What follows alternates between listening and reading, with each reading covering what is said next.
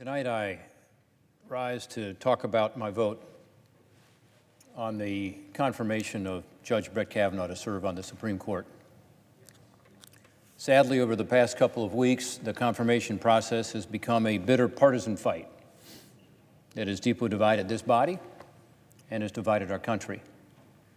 In the midst of all the passion, the anger, and the emotion from both sides, tonight I want to talk about something else. I want to talk about the facts. I want to talk about the facts as I know them. First, I know Brett Kavanaugh. I have known Brett and his wife Ashley for more than 15 years, since we worked together in the George W. Bush White House. I've seen them in tough situations. I've seen them tested. I've seen their character. I've known Brett not so much as a legal scholar or a judge or a professor, but as a colleague and a friend and a father and a husband. And I've known him as someone who is smart, thoughtful, and compassionate.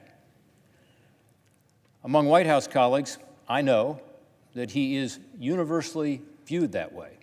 He was at the time, and he still is today, as we've seen from the testimony of so many men and women who have worked with him. I also know that Brett Kavanaugh has been a widely respected public servant for nearly 3 decades, including the last 12 years as a judge on the D.C. Circuit Court, what most view as the second highest court in the land. I know that he has received praise from his fellow judges, his many law clerks, the majority of whom have been women, the students in his classes at Harvard, Yale, and Georgetown law schools, students from across the political spectrum. Also the litigants who have been before him, including Lisa Blatt, a self-described liberal who has argued more cases before the Supreme Court than any other woman. When Lisa Blatt joined Condoleezza Rice and me in introducing Brett Kavanaugh before the committee, she said, "He is unquestionably qualified by his extraordinary intellect, experience, and temperament." All this seems to have been lost in the past couple of weeks. I also know that Brett Kavanaugh is highly qualified to serve on the Supreme Court. In fact, frankly, I have heard that from a number of my Democratic colleagues who are quick to say they don't support him for other reasons, but they don't question his legal experience and his qualifications. And you really can't. The American Bar Association, not known for being very friendly to conservatives, has given Brett Kavanaugh its highest rating, unanimously. I know that in more than 20 hours of testimony, in fact, I think it was 32 hours of testimony before the Judiciary Committee, he showed an encyclopedic knowledge of the Constitution, of Supreme Court cases, an appreciation for Supreme Court precedent, and overall an impressive grasp of the law. Only a couple of weeks ago, he had successfully navigated the arduous process of meetings, interviews, tough questions during 32 hours in front of the Senate Judiciary Committee. As a result, he had the votes in the committee, and he seemed headed toward confirmation here on the floor of the Senate.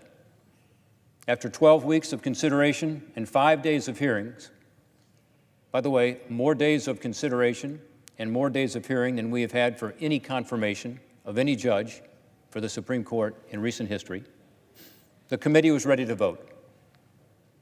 Just before the vote in committee came the allegations of sexual assault and calls for delay. As wrong as it was for members of the U.S. Senate to keep the allegations of Dr. Ford secret until after the normal process had been completed, then spring it on the committee, the Senate, and the country, I thought that because of the seriousness of the allegations, it would also have been wrong not to take a pause and to hear from Dr. Ford and Judge Kavanaugh. And we did. Chairman Chuck Grassley of the Judiciary Committee was accused by some on my side of the aisle of bending over backwards when he should have pushed ahead.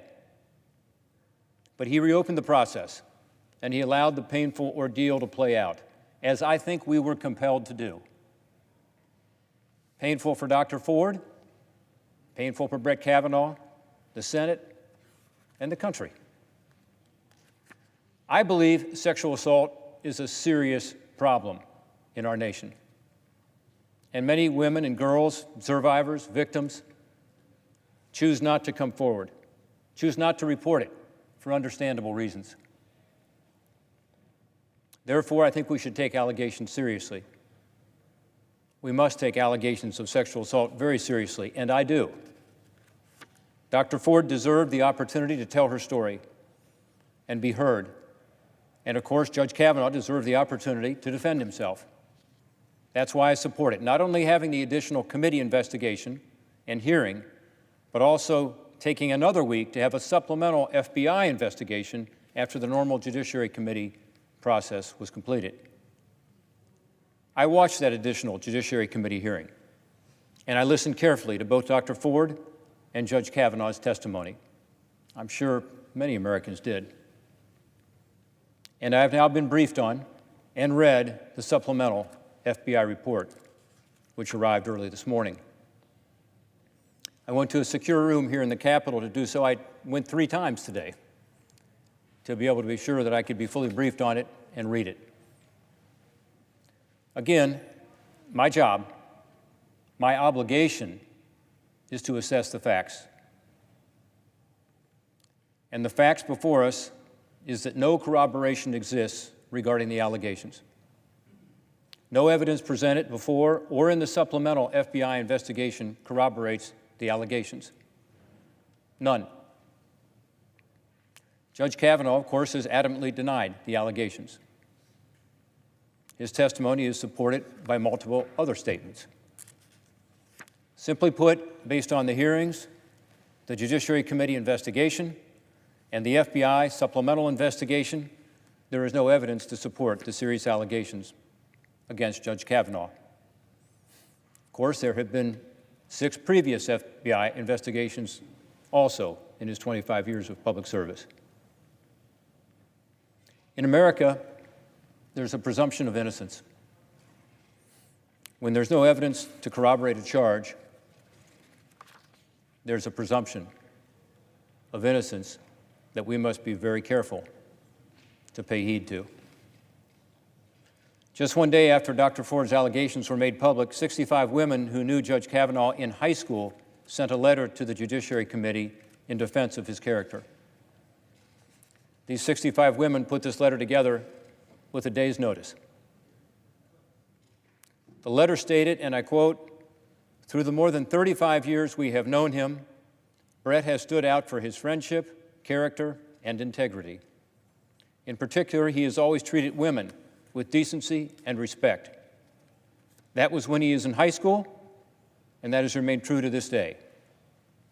End quote. These are women who knew Brett Kavanaugh. They knew him in high school. Importantly, that's the Brett Kavanaugh I have known these past 15 to 20 years.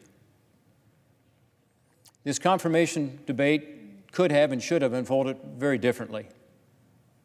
The process has become poisonous, and it's up to us in this chamber to change it. It's going to take a while for the Senate and the country to heal from this ugly ordeal, but for now, let me make a modest suggestion. Let's step back from the brink. Let's listen to each other. Let's argue passionately, but let's lower the volume. Let's treat disagreements like disagreements, not as proof that our opponents are bad people.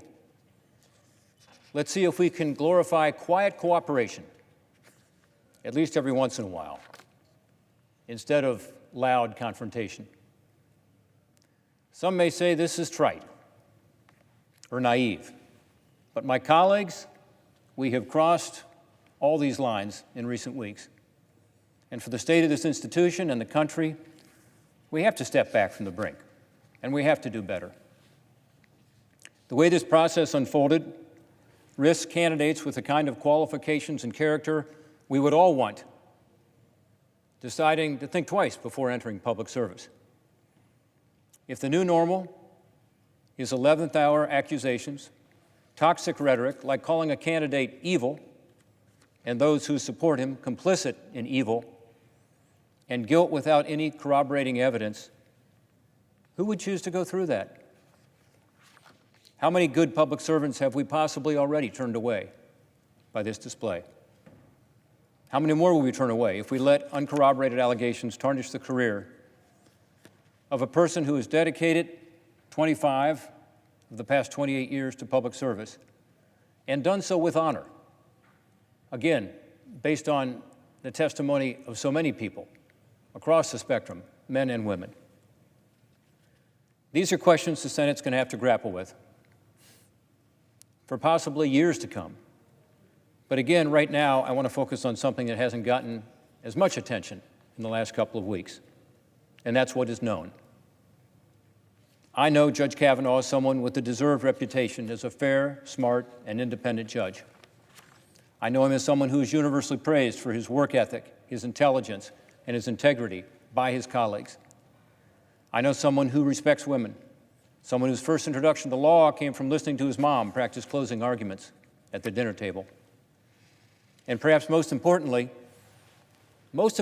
I know him as someone who has the humility to listen, something we need more of in this country and on the court during turbulent times. In following facts, as I am obligated to do, I will support this nomination, and I will be proud to vote to confirm Brett Kavanaugh as the next Associate Justice of the Supreme Court.